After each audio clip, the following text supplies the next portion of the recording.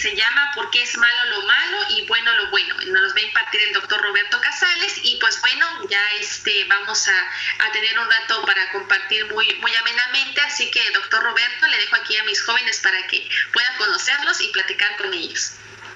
Muchísimas gracias. Bueno, chicos, pues ¿cómo están? ¿Qué tal?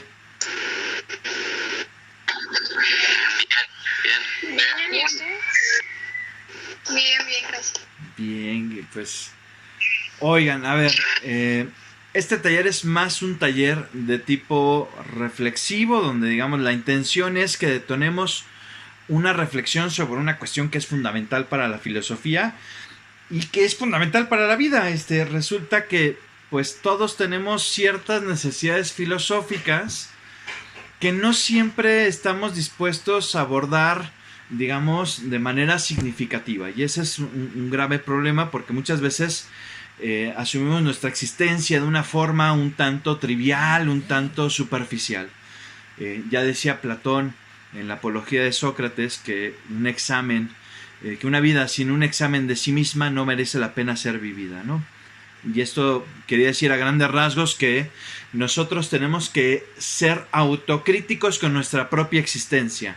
Tenemos que ser capaces de cuestionarnos todo lo que hacemos en nuestra vida. Y resulta que cuando hablamos de moral, entramos en una serie de problemáticas. ¿Por qué?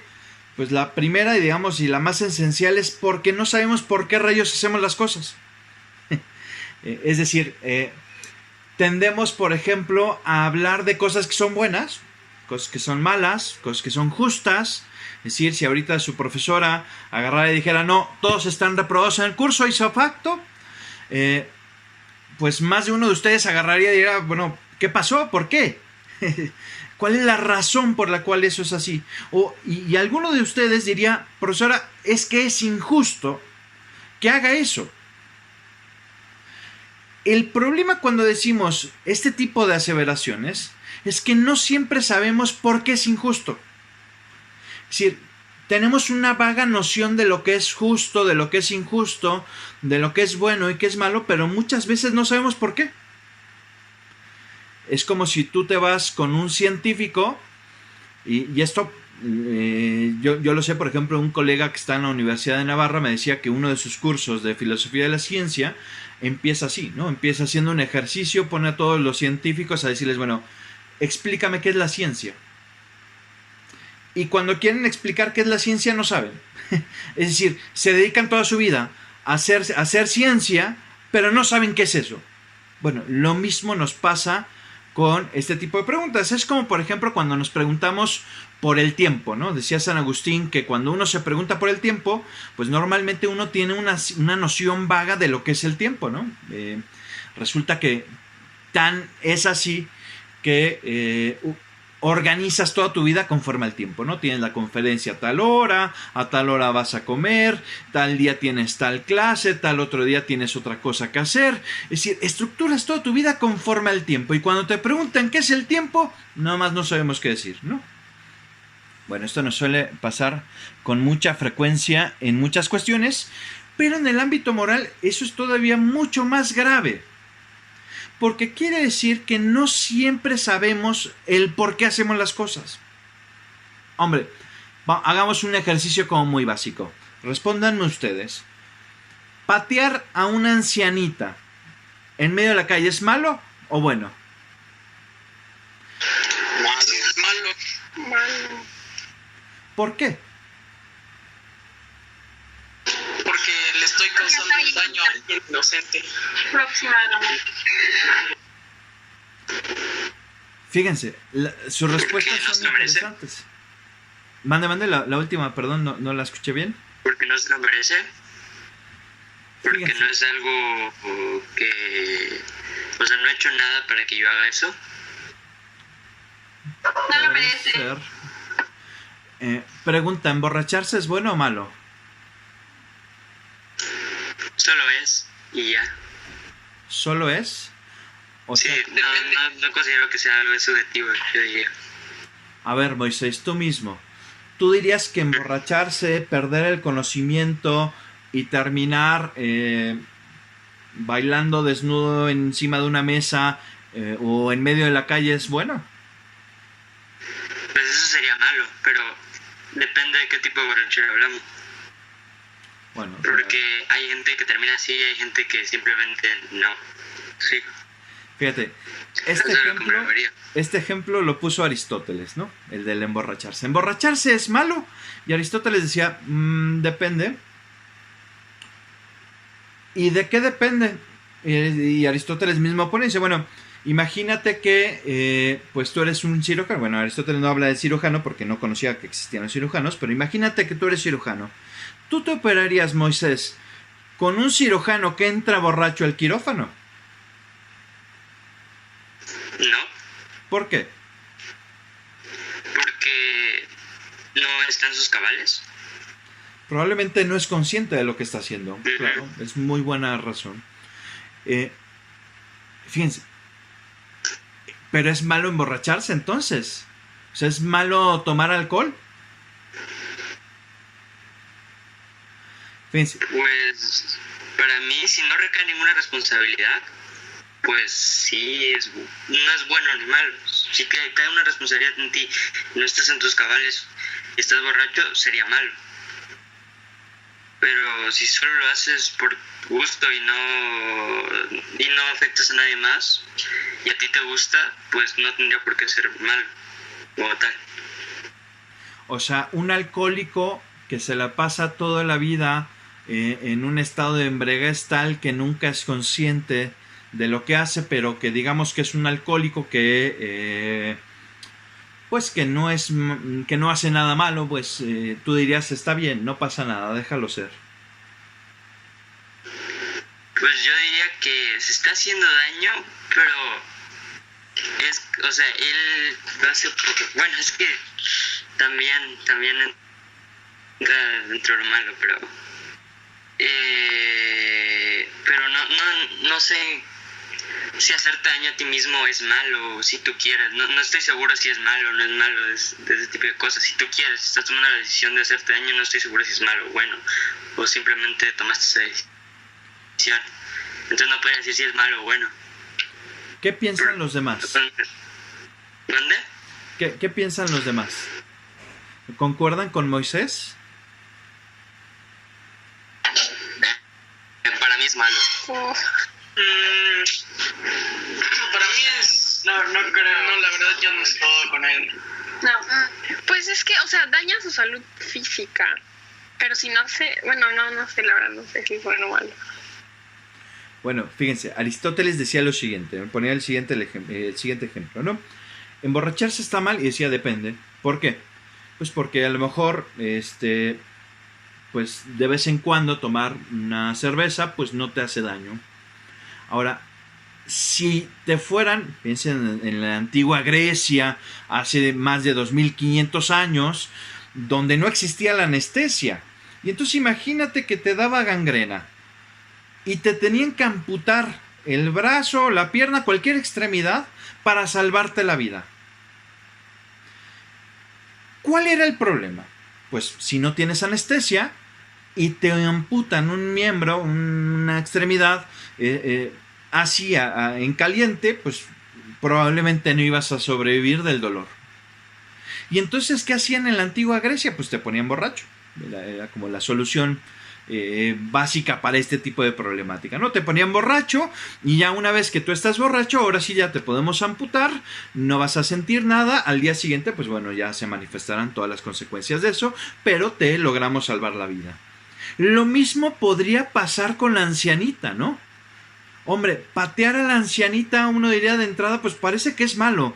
Sí, pero si con la patada, suponte que yo sé algo de karate y algo de medicina.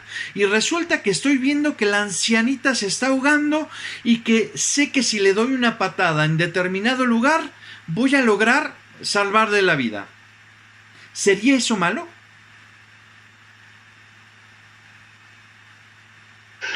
No. ¿Lo puede repetir, por favor? Claro, con mucho gusto. Imagínense entonces que la ancianita se está asfixiando. Yo soy médico y karateca. Y encima de eso, pues sé que si le doy una patada en determinado lugar, le voy a salvar la vida. ¿Sería eso malo?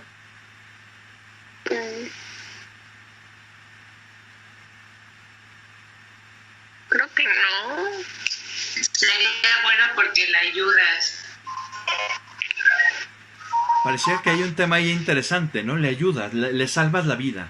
Y eso pues parece que encierra cierto... Es bueno, pero no moral. Pero no es moralmente correcto. Ajá. A ver, ¿cómo estuvo eso? ¿Es malo pero no es moralmente correcto? ¿No sería lo mismo? Ajá. No. O sea, las dos cosas son subjetivas. O sea,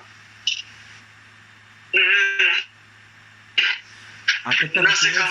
cómo decir, pero, o sea, para mí, o sea, sería algo bueno, pero que no es moralmente correcto.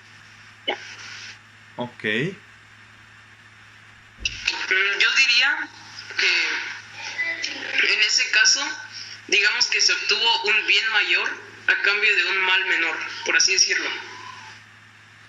Fíjense, un filósofo alemán llamado Kant justo hacía una distinción entre lo que llamamos moralmente bueno y lo que usualmente reconocemos como bienestar. Y lo mismo respecto al mal. Decía, no es lo mismo hablar del mal moral, que es una distinción que Fernando hacía y que es una distinción, fíjate, le hacía un filósofo, uno de los grandes filósofos, tú te diste cuenta de esta distinción. No es lo mismo el mal moral que el malestar.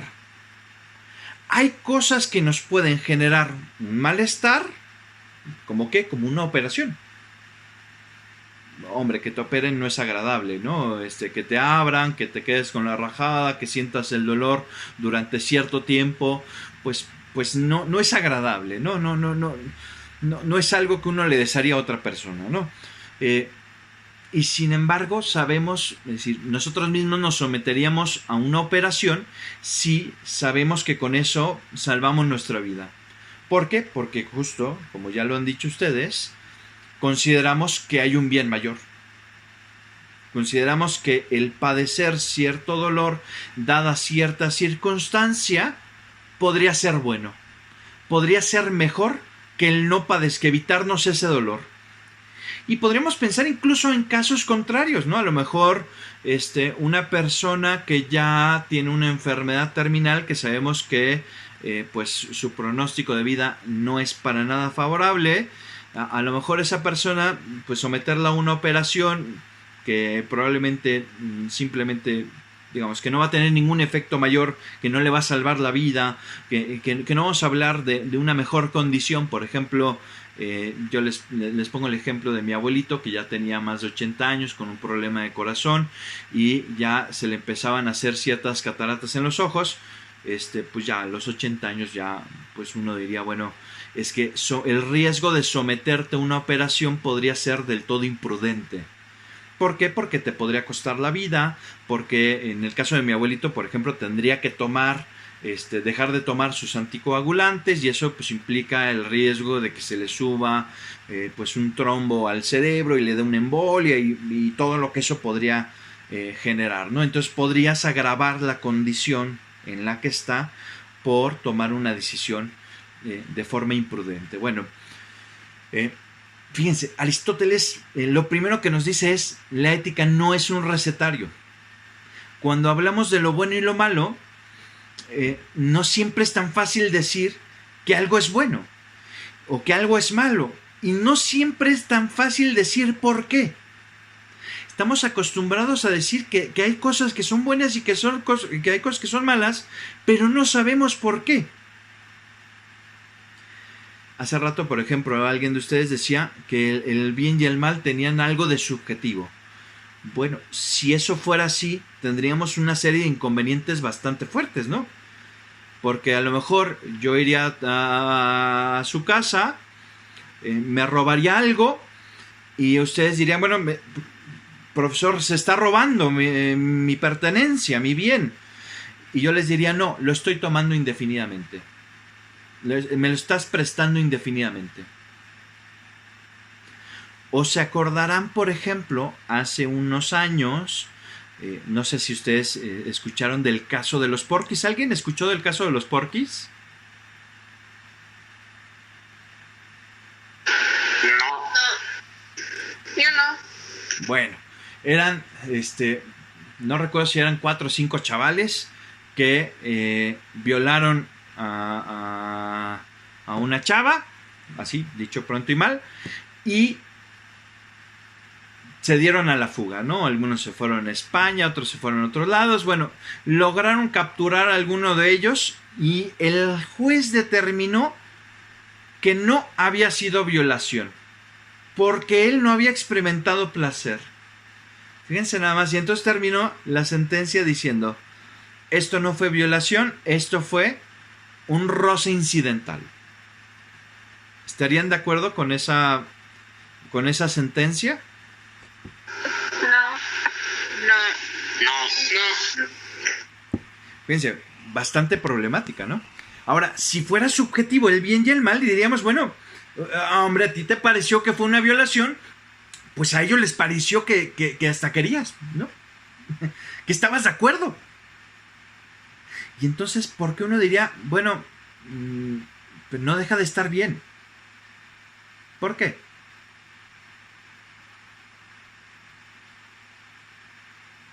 Fíjense, hagamos un experimento mental.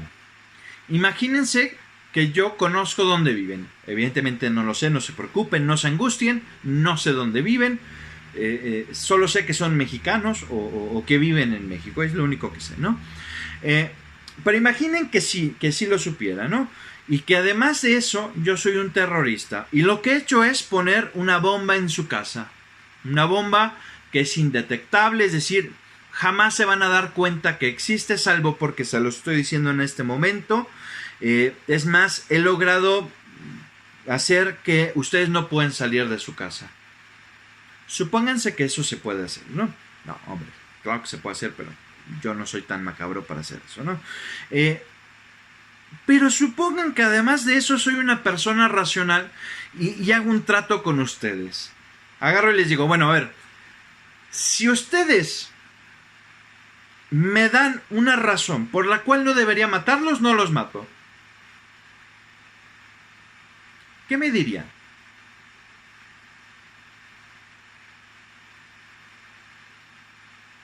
¿Por qué no debería matarlos? Porque somos chicos todavía, tenemos una vida por delante.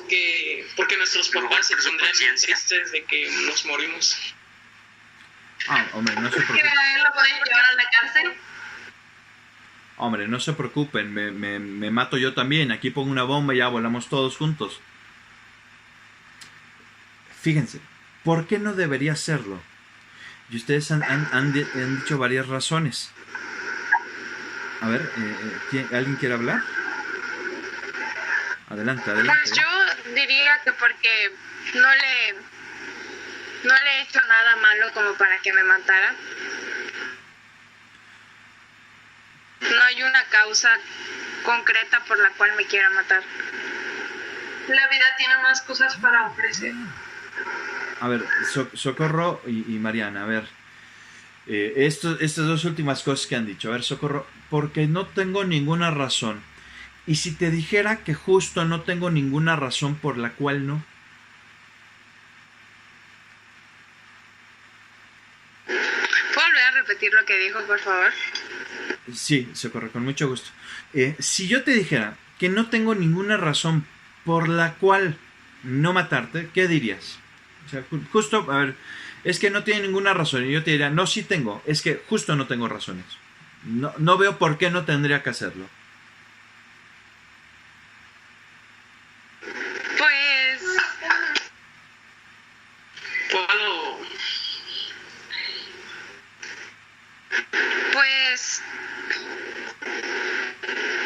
Pues no sé, o sea, no tiene ninguna razón para matarme, pero pues lo quiere hacer. Entonces, no sé, por algún... Puede ser porque no sé. No sé. Te doy, profe. imagínate, Socorro, que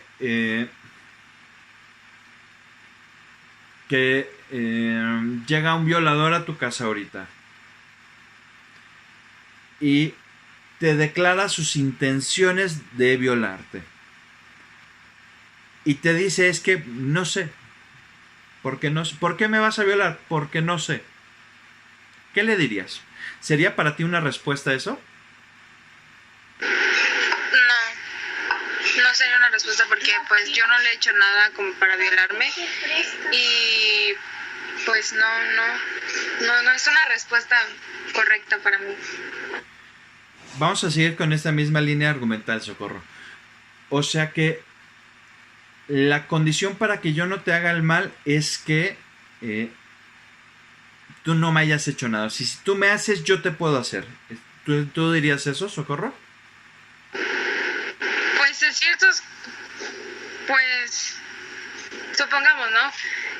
Que hay personas que pues matan así por matar, como porque les da la gana, o yo no sé por qué, o sea, porque por ejemplo te quedan bien, hija, pues te voy a matar, ¿no? Por así decirlo.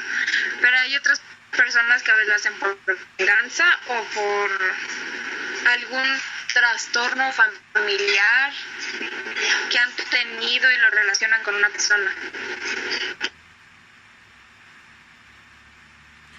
Vamos a invertir tu argumento ya no al mal, sino al bien. ¿Estarías de acuerdo que yo solo hiciera el bien al prójimo cuando el prójimo me ha hecho bien? Es decir, que si tú no me has hecho, yo paso por tu casa justo cuando está el violador, me doy cuenta y digo, pero Socorro no me ha hecho ningún bien. ¿Sería razón suficiente? Pues, o sea, sí, como que hay personas que piensan de que, él no me ha aportado nada o no me ayuda a nada, entonces no lo ayudo. Pero no hay ninguna razón por la cual no ayudar a la gente. O sea, si te ha hecho mal, tú no tienes por qué hacer mal a las demás personas, porque tú, o sea, debes ponerte en tu lugar, en el lugar de él, aunque esa persona no te haya aportado nada, no te haya hecho bien. No hay que ser igual a las demás personas. Hay que pensar positivamente en que en algún futuro muy lejano él te puede ayudar por lo que tú le has hecho, o no sé. O sea, no hay que pensar negativamente. Excelente. Hace rato vi que Dana Paula, hay una Dana Paula, alzó la mano, pero como estamos hablando, Dana Paula, ¿quieres decir algo? ¿Querías intervenir? No, ya no. Profe. ¿Sí? Sí, por favor. Entonces, ¿hay respuesta o no hay respuesta? ¿O solo son conceptos que nos inventamos nosotros para llamar a las cosas y que no entran en todas las situaciones o que no se pueden definir bien? Bueno, de eso ¿cómo? se trata este taller. A grandes rasgos de eso se trata. ¿Quién dijo hace rato que era subjetivo?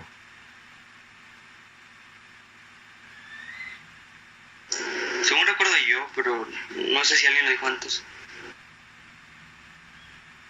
¿Le sigue pareciendo que el bien y el mal sean subjetivos?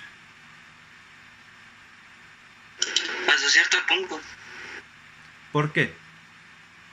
Porque hay situaciones que se podría decir que es claro y otras donde es complicado, se entra como en un dilema de que si es bien o mal. Bueno, lo que estás diciendo, Moisés, es una perla, porque fíjate que cuando en derecho, cuando uno estudia derecho, una de las problemáticas más fuertes es uno de los problemas más graves es tratar de decir cuándo uno, por ejemplo, ha matado a alguien en defensa propia. Porque para que sea en defensa propia hay varias condicionantes. Por ejemplo, una de ellas es que no hubiera, que haya más bien que el atacante tuviera alevosía y ventaja. Otra de ellas muy interesante es que tú no tuvieras la intención de matarlo. Se queda claro que si llega un asaltante con un cuchillo y tú le sacas una pistola y lo baleas en la cara, tú tenías la intención de matarlo. Pero, ¿cuándo podemos decir que uno no tiene la intención de? ¿Se dan cuenta? Es un problema que... Podría ser, por ejemplo... Sí, adelante, por favor. Podría ser, por ejemplo, si, no sé, llega como usted dijo, llega un asaltante a tu casa con un cuchillo y entonces tú, no sé, le quitas el cuchillo y le pegas, no sé, en la nuca y se queda inmóvil y ya no se puede levantar. Muy buen ejemplo. Y se muere, por ejemplo. Muy buen ejemplo. O sea, tú por defenderte le quitaste el cuchillo y a lo mejor, no sé, diste una vuelta karateca, le diste el codazo y en ese momento él se espantó y se echó para atrás, se cayó y se desnucó. Bueno, eso sería un asesinato en defensa propia, ¿no? Hombre, ¿le causaste la muerte? Sí, pero ¿es lo mismo que cometer un homicidio? Uno diría, no. Ahora, ¿qué pasaría? ¿Qué pasa, por ejemplo, cuando alguien mata a alguien borracho? Supongamos un accidente, ni siquiera una cosa así trágica, así de borracho, agarró el arma y le disparó. No. Se subió a su carro, iba a su casa ya borracho y sin querer atropelló a alguien. Les iba a decir una ancianita, pero van a decir que tengo problemas con las ancianitas y no es el caso. Bueno, espero que no. ¿Ustedes dirían que es responsabilidad moral del borracho? Fíjense, cambiamos un poquito, antes de que me contesten, cambiamos un poquito el ejemplo. Sí, ¿no? Vamos a ver. Bueno, sí. Cambiamos un poquito. Pues iría a la cárcel, yo. Claro, yo creo que sí, tendría que ir a la cárcel. Pero veamos por qué. Fíjense. Cambiemos el ejemplo. Si yo ahorita les pusiera una droga que les hace responder a todo lo que yo les diga y yo los mando a matar a alguien, ¿serían ustedes moralmente responsables de eso?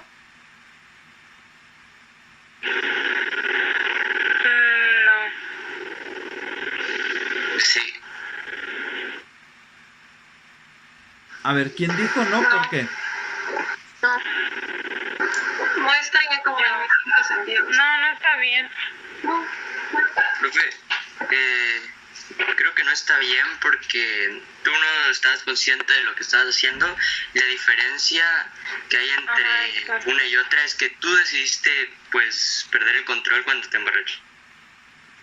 Bueno, O sea, tú fuiste y consumiste eso y en cambio con lo de la droga alguien más te la dio, entonces Sí, aunque estaba, no sé, en una bebida te la dio, entonces no fue por tu iniciativa.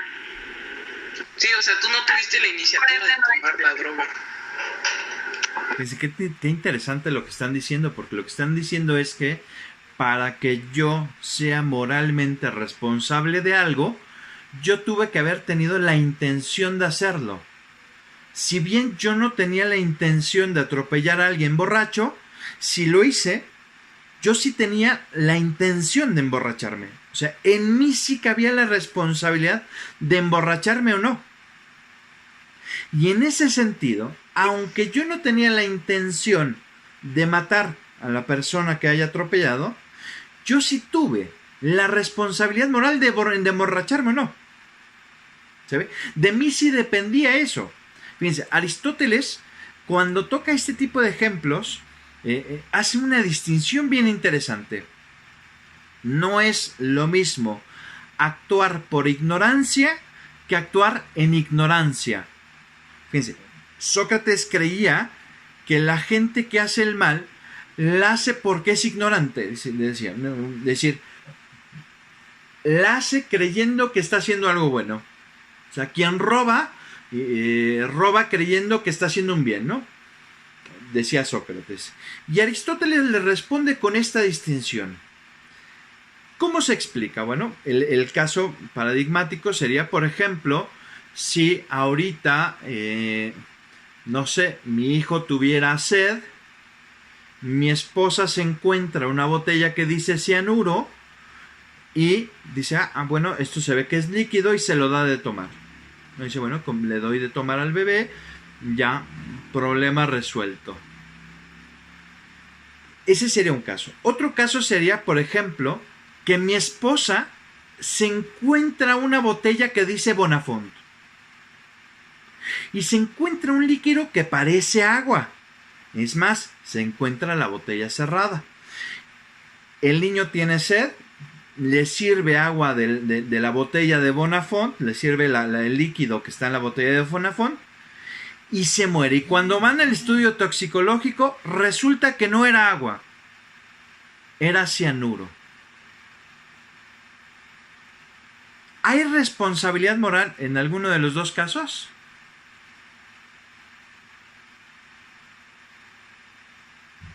¿Ustedes qué piensan? Fíjense, uno es, agarra el cianuro, creyendo que es potable, creyendo que es bueno, y se lo da al niño. Y el otro no sabe que es cianuro y se lo da.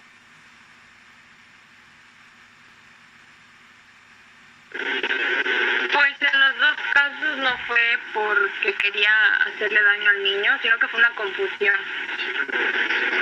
Fíjate, Pues no saldría culpable, pues la mamá no saldría culpable porque si ella sabía que era cianuro y se lo dio al niño, entonces como que sí es culpable, pero si es una confusión, fíjate. si es una confusión, pues no creo que sea culpable. Tú misma, Socorro. A ver, ¿no acaso la madre que vio la botella de cianuro tenía la responsabilidad moral de investigar si el cianuro era bebible o no? ¿Era sano o no? Pues sí tenía responsabilidad de agarrar la botella y a destaparla o sentirla o ver algo o hacer algo para ver si era agua potable o no. Fíjate, sabe que es cianuro. O sea, la señora sabe que es cianuro porque ve en la botella que dice cianuro. O cloro o lo que quieras que pueda ser mortal, ¿no? Para un bebé. Entonces si ve que sí es cianuro y aún así se lo da, entonces sí es culpable y sí debería tener responsabilidad. ¿Qué pasaría, Socorro, si ella dijera que no sabía que el cianuro matara? ¿Aún así sería culpable?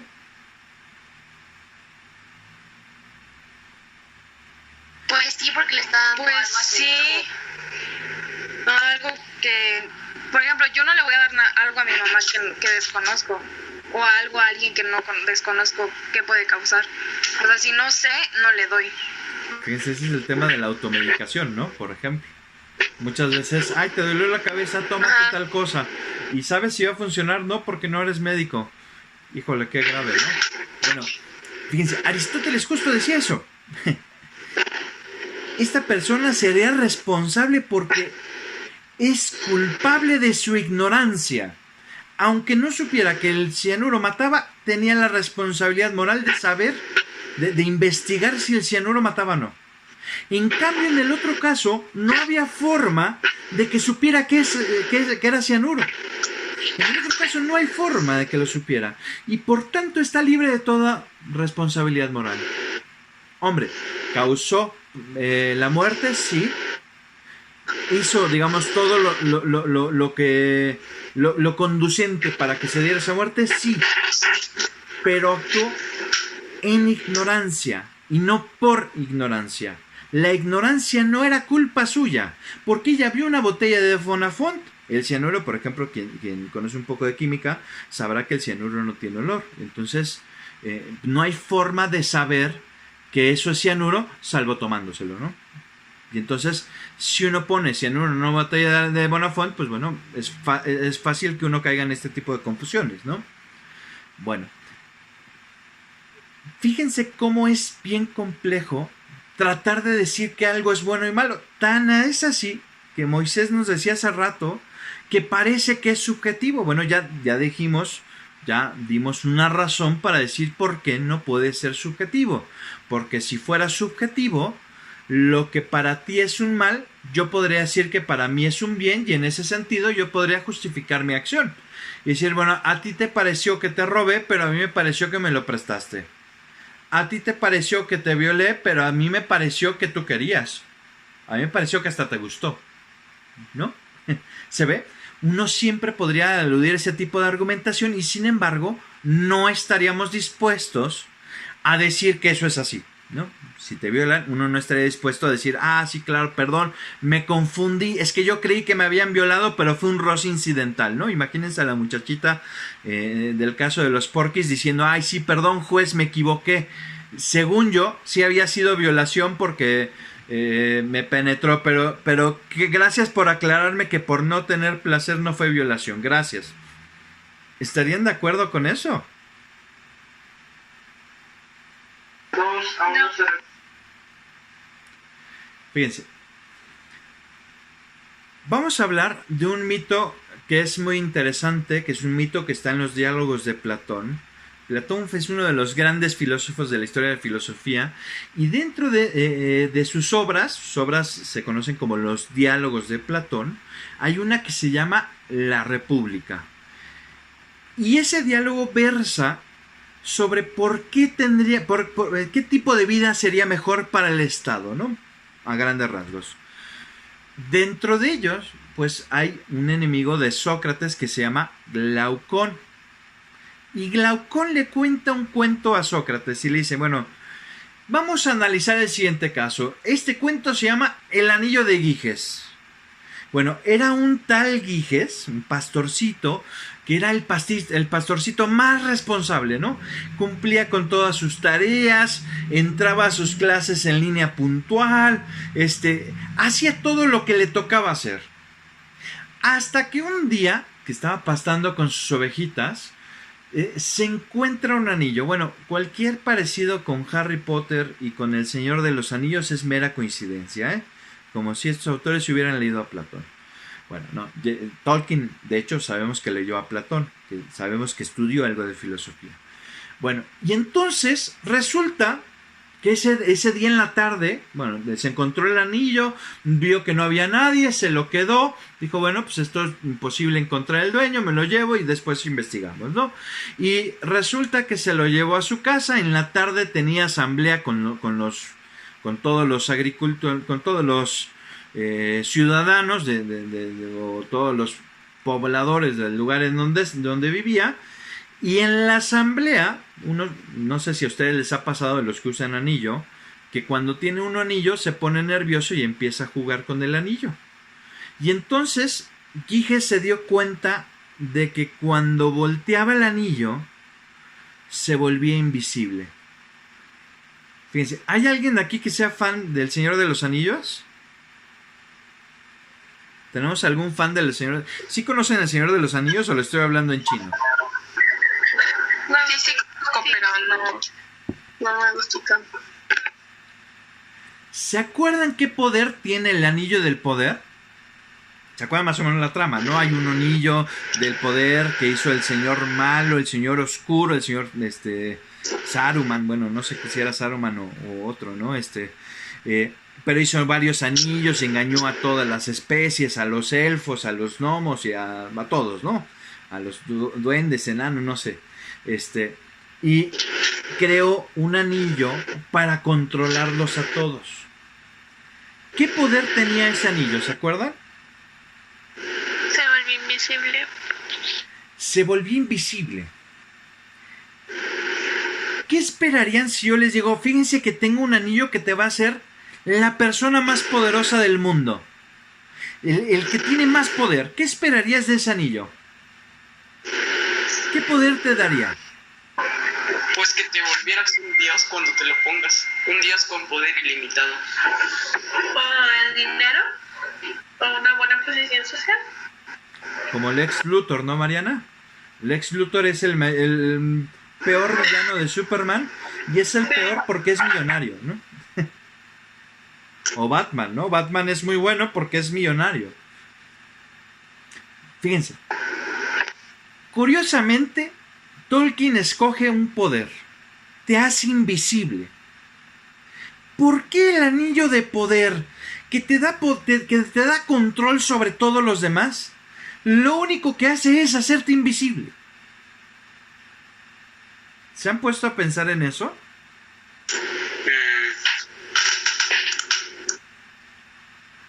Fíjense, Platón se dio cuenta de una cosa bien interesante.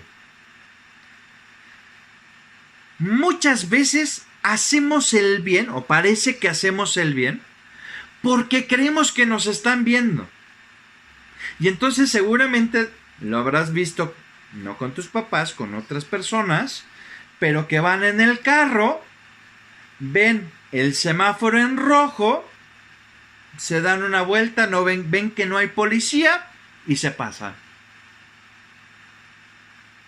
¿Les ha pasado esto? Sí. Sí. Bastante común, ¿no? Fíjense. Platón se dio cuenta de una cosa. Esa persona, cuando hace el bien, lo hace solo porque se siente observado. Y entonces, ¿qué pasa? No sé cómo funciona allá en Chiapas, si existe ¿conocen las fotomultas? Existe, es que no conozco si esto fue una plaga en todo el país o fue solo en ciertos lugares. En Puebla hay fotomultas, ¿no? ¿Allá pusieron fotomultas? ¿Qué es eso? No lo sé. ¿Qué es eso? No sé, profe. Pero Bueno. creo que no. Creo que no, porque no sé qué es. Ok. Bueno, en algunas avenidas rápidas, por ejemplo acá en Puebla, y yo soy de la Ciudad de México, en la Ciudad de México, lo que hicieron fue poner unas cámaras que te tomaban, primero medían la velocidad a la que iba el carro, y después te tomaban una foto si tú pasabas el límite de velocidad. ¿Qué empezó a pasar cuando se pusieron las fotomultas? Bueno, primero los distraídos, pues ya, resultaron múltiplemente multados. Pero curiosamente, también bajaron en los índices de excesos de velocidad. Y por tanto, bajaron los índices de accidentes automovilísticos. ¿Por qué? Pues porque se sentían evidenciados. Se sentían observados. En el momento en el que se sentían observados, ya sabían que había cámara a 2 metros, frenaban. Y entonces ya iban a la velocidad que tenían que ir. Y entre más cámaras, entre más fotomultas ponías tú, más control tenías. Fíjate qué cosa tan curiosa.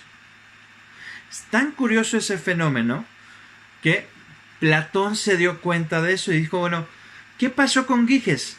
Cuando se da cuenta de que el anillo lo volvía invisible, dejó de ser el mejor pastor para convertirse en el peor. Bueno, usurpó el poder, mató al rey, violó a la reina, la sedujo, la convenció, robó lo que quiso. Porque siendo invisible, nadie podía pararlo. ¿Se dan cuenta? ¿Por qué Tolkien agarra y dice el anillo del poder? O en Harry Potter, ¿no? La manta de invisibilidad, ¿no? Es una reliquia de la muerte, ¿no? ¿Por qué es una reliquia de la muerte? Pues porque te hace invisible, te hace poder escapar de la muerte, ¿no? Esa es la trama del manto de invisibilidad en Harry Potter, ¿no? Y fíjense, en El Señor de los Anillos ocurre algo bien curioso. Cuando Frodo descubre el anillo y Gandalf se da cuenta, ¿se acuerdan de Gandalf? ¿Saben quién es Gandalf? Sí. El mago, ¿no? El mago se da cuenta de que el anillo que tiene Frodo, el anillo que le dejó su tío, era el anillo del poder. Y entonces Frodo se espanta y le dice, no, tómalo tú. ¿Y qué hace Gandalf? Gandalf es el contraejemplo de Giges. Porque Giges se da cuenta de que lo vuelve invisible y lo usa. Y Gandalf se da cuenta de que es el anillo del poder y lo rechaza. Y entonces surge una cosa bien curiosa. ¿Por qué lo rechaza? ¿Acuerdan por qué lo rechaza Gandalf?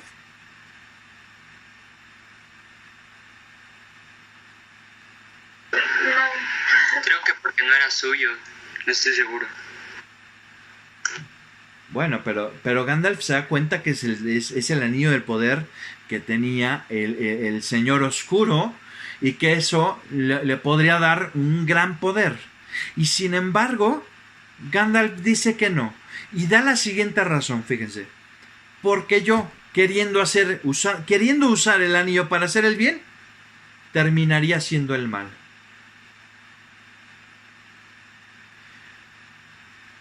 ¿Por qué lo bueno es bueno y lo malo es malo?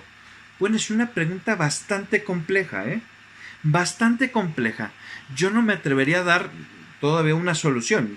Hombre, tengo algunas hipótesis, tengo algunas teorías, pero lo interesante de la pregunta es que normalmente no nos lo hacemos. Damos por supuesto que hay cosas que son buenas y no sabemos por qué. Damos por supuesto que hay cosas que son malas y no sabemos por qué. Y entonces el punto es, hay que reflexionar sobre el sentido de las cosas. Si no, no puedes reclamar, por ejemplo, si ahorita la profesora decide reprobarlos a todos, tú no puedes llegar a decirle, profesora, esto es injusto, sin saber qué es lo justo. Porque si no estás hablando por hablar.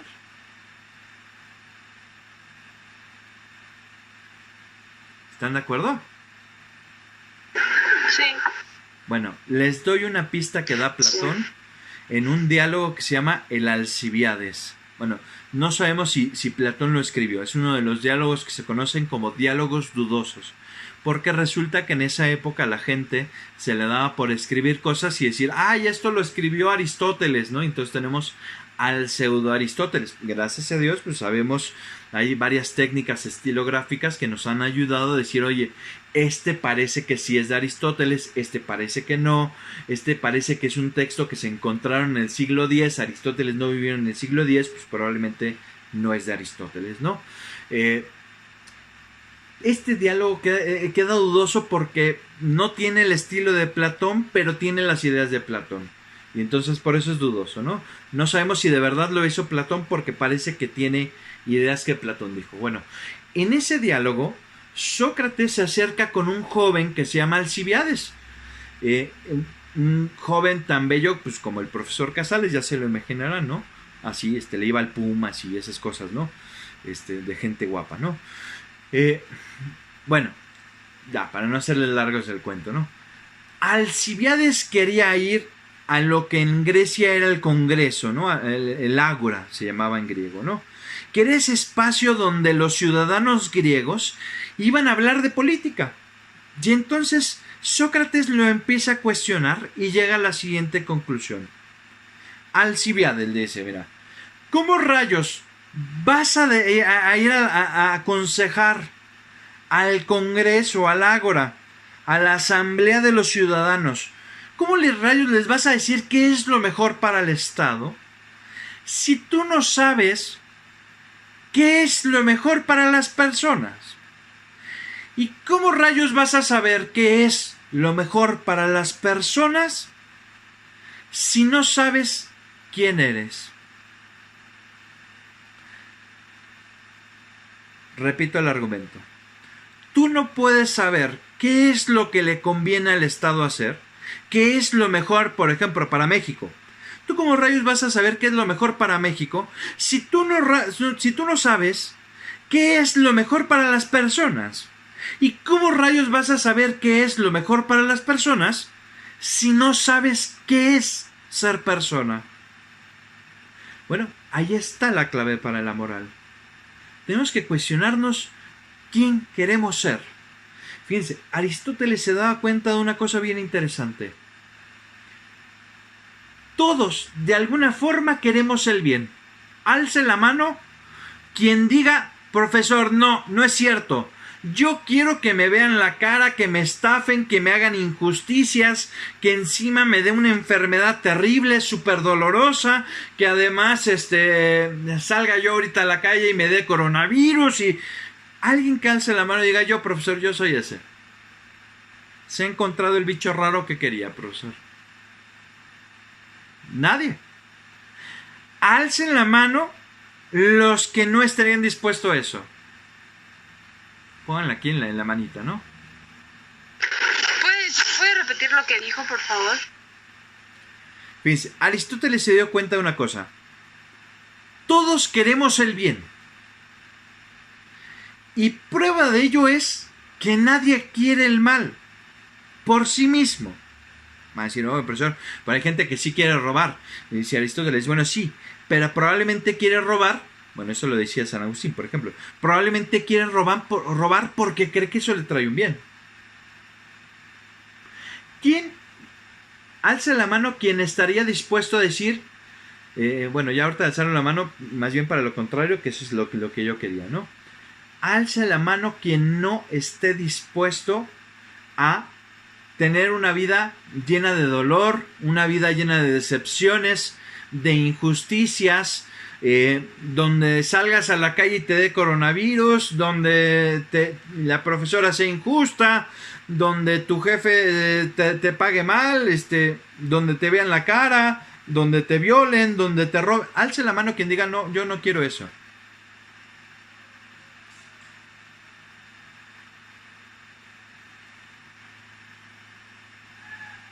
Y los demás, por ejemplo, Misael, ¿tú qué piensas? Misael, Misael. Es que estoy viendo aquí quién está conectado. Sergio Iván Pérez, ¿tú qué piensas? Tú que no has alzado la mano, ¿tú quisieras una vida de injusticias, de dolor? No, pero...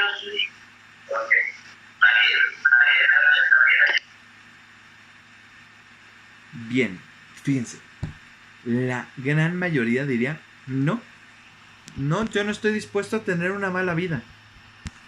Ahora el problema que a ustedes se les queda de tarea es resolver y qué es una buena vida. ¿Sabe? Ese es el problema. Tratar de definir qué es entonces una buena vida. Bueno, hasta aquí la reflexión.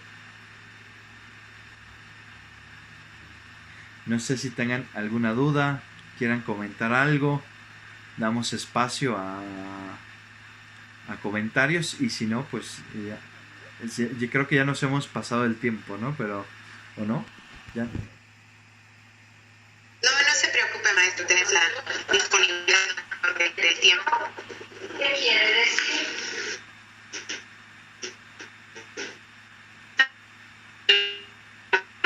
¿Cuántos corazones hay en total? ¿Cuántas manos hay en total? Ahí hay una participación de Mariana, Paulo, si tienen dudas. Perdón, ¿cómo las veo?